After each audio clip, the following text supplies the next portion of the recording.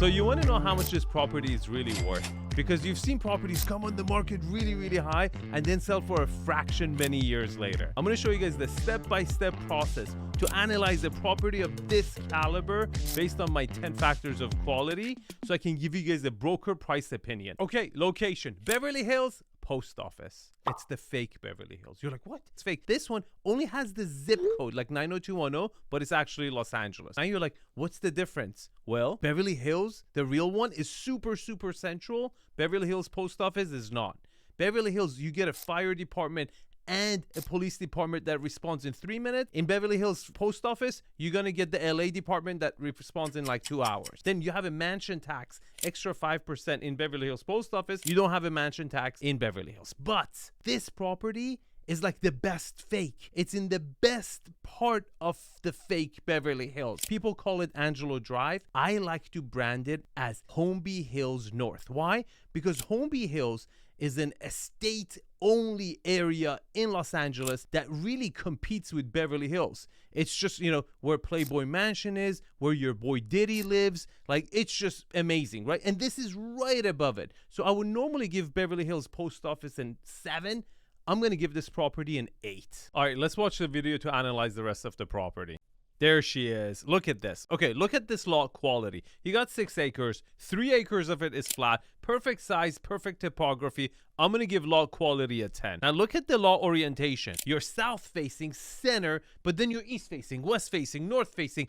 It's a promontory, so it sticks out. And then the building is in this square shape where you're facing everywhere. You're getting natural light coming from every direction. You're going to be lit. I'm going to give it another 10. Now let's take a look at lot utilization. You got a private driveway. That's the difference between luxury and ultra luxury. Do you see that tree line? Do you know those trees really wanted to kind of stretch and go out, but then the owner was like, you know, no elbows on the table. Like they went like this, right? Do you know why they did that? It's because in medieval times, to exert their power and will and show how much wealth they had, they thought like if they could make plants and bushes into these geometric shapes, they're controlling nature. Now, so you have the private driveway, you come up, the frontage is there. Look at that motor court. You got side yards on each side. The property sits on the lot like a freaking queen, right? And you obviously have a huge backyard. I'm going to give lot utilization also a 10. Architectural style. At the first glance, you're like, wait a minute. All that approach to come to Ho Chi Minh Mausoleum in Vietnam? Like, what the hell is this? Talking about playing it safe, you call this a facade? Like, is this the land crossing between Jordan and Syria? Why does it look like an entrance to a woman section and a man section? Where's the freaking house? I'm gonna give the architectural style a 7. I mean, they really try to play it safe. Now, let's talk about the layout. When you come into this property, well, you kind of go into this no man's land. You're neither inside nor outside, which kind of reminds me of immigration center, like the passport control area where you're like left the country but you're still kind of here. It's kind of like that. And it's like you're inside the property, it's glassed in, but it's like a tunnel. And then as you go through these, you know, hallways, the glass tunnels, you enter the foyer off center, not from the center where you see the view, off center, into the foyer. Now you're officially in the building, right? You've passed the immigration. You're in the terminal, shall we say. It looks like the Tom Bradley International Terminal at LAX. Stairways look like escalators to me, and it's really cool. And the first thing you notice is that why is it so room to room to room? Yes, we're gonna have a layout problem in this design. Why? Because it's a square shape. You're going to have really big rooms connected through hallways with each other. I would have to give the layout to this property a 5. But the biggest miss over here so far is this internal courtyard. If I was going to grade this internal courtyard, I would give it a 0. It's the least inspiring courtyard I've ever seen. First of all, you're in a promontory. You're in this massive view property where you're going to get views from everywhere. Why the hell do you need the internal courtyards to begin with when you have all the lawn, all the outdoor spaces to enjoy? And then by the fact that you've decided to kind of create a, you know, woman section and a man section on each side and do a glass tunnel, you even ate the width of this courtyard. And the courtyard itself, it looks like a, you know, the courtyard of a, you know, medical building. It doesn't feel friendly at all. To me, you should have taken the approach where instead of having a courtyard, you would have had a tree-lined pedestrian walkway to the front door, which would have been center to the view in between your escalators going up. Now, the layout you can't do much about. If you want to get the best out of the views, it's a sacrifice you have to make. And that is a big decision when you're designing a promontory like this, because look, this design gives you the sun, plenty of natural light from all angles. It also gives you, backyard space from every freaking downstairs room, and it gives you views from every window in the property. So you're getting quite a bit for sacrificing the layout. But what I can't stand is wasting this beautiful approach and butchering it by deciding to put a stupid courtyard that you didn't even execute right. Okay, security and privacy. You're not in a gated community, but I don't think you have to be over here because you're a freaking island in the sky.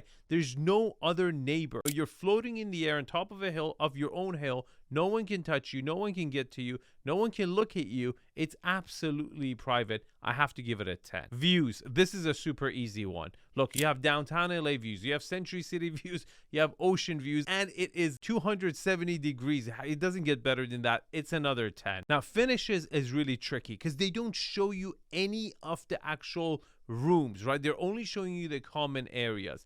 Now, this property was built in 2012. And according to the Wall Street Journal, there were some issues with this property and things were breaking down, such as the AC unit and the speakers outside.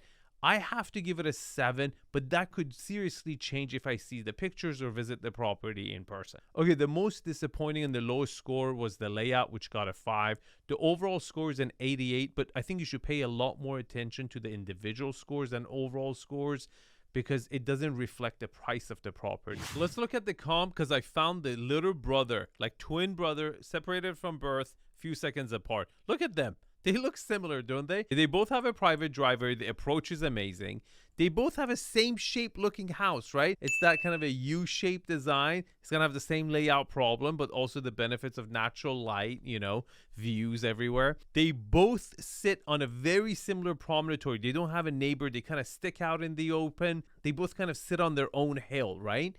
And they have very similar views. Now, let me tell you how the Angelo property is better than this one. That one has about 3 acres flat. I'm eyeballing it. It shows it with the side yards, one of the side yards and the tennis court. This is about 2 acres flat. That property has 50,000 square foot.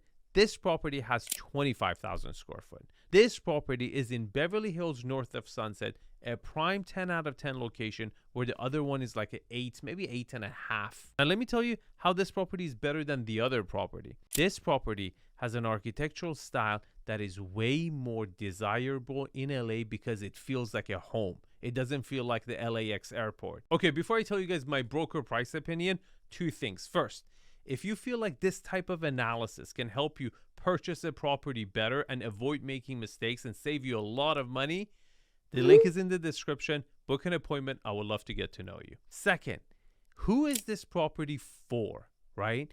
Every property has a perfect buyer. And with my sellers, that's what we try to identify. We try to create an avatar of a buyer, right?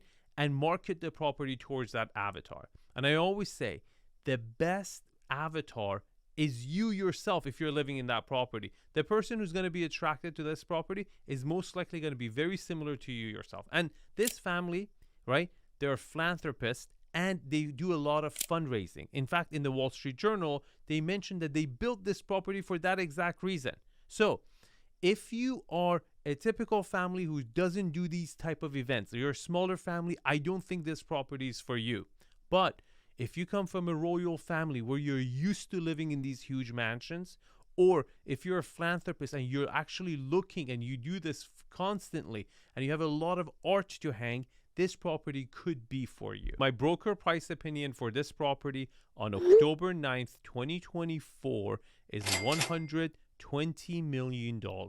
If you want to watch me rank the mansions of the cast of the TV show Friends, click on this video right here. See you guys in the comments and book a consulting call with me. The link is in the description. Have a good day.